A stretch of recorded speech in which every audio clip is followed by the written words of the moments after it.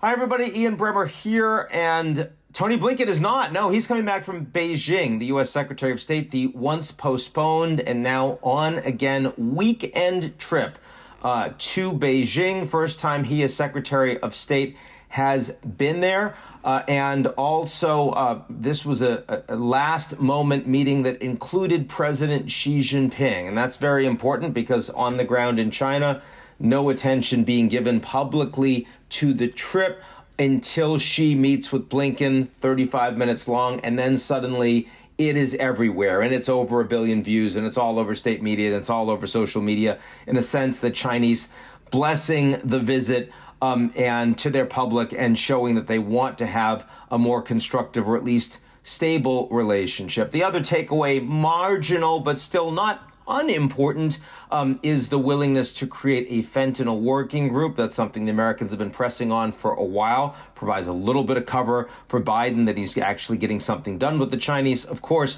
the proof of the pudding is in the eating, and execution on that is something that everyone is going to be skeptical about and watching. Okay, that's the good news. What's the bad news? There is no trust within this relationship. The U.S.-China relationship continues to be very contentious, very conflictual.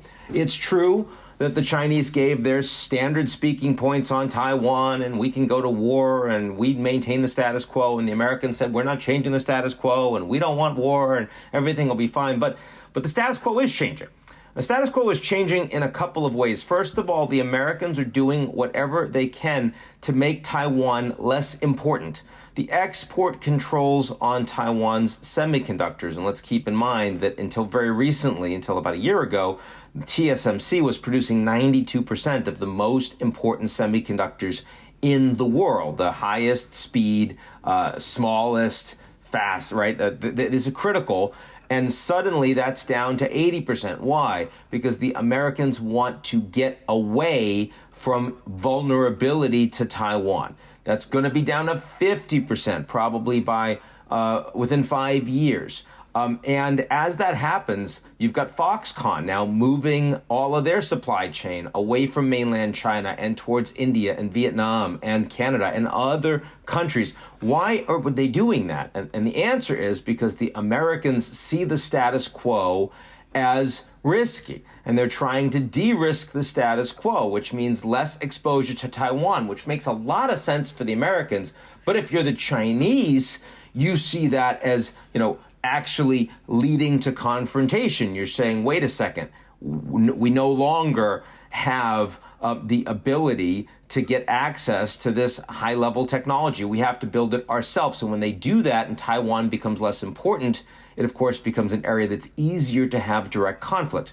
Part of the reason the Americans were able to put unprecedented levels of sanctions against the Russians is because the Americans do almost no business with the Russians. If Taiwan becomes less important and the Americans de-risk the broader U.S.-China relationship, it becomes easier to have confrontation with the Chinese. And as the Chinese take similar steps, they do the same thing. The one thing that didn't happen in this meeting was a willingness to re-engage on the military-to-military front. The Americans have been asking for it. The Chinese have said no. They continue to say no this weekend, at the same time that the Chinese have taken really aggressive measures in the Taiwan Straits, in the South China Sea, that potentially could risk direct accident/conflict with American military warships, jet fighters operating in the area. The fact that the Chinese are willing to tolerate that level of risk is, they would argue, analogous to the Americans being willing to tolerate greater levels of risk around the broader U.S.-China relationship and around Taiwan.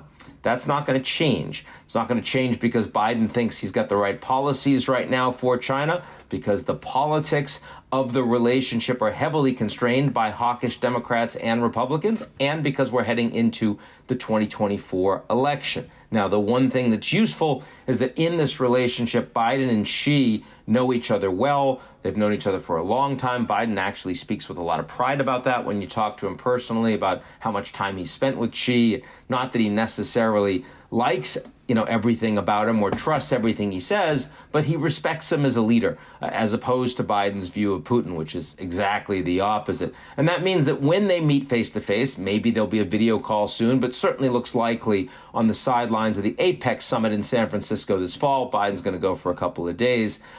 That has the potential to strengthen the stabilization of the relationship, even as the structural forces are heading more towards conflict. I wish I had better news, but I'm glad the meeting happened. I'm glad it went as well as it actually did. That's it for me, and I'll talk to y'all real soon.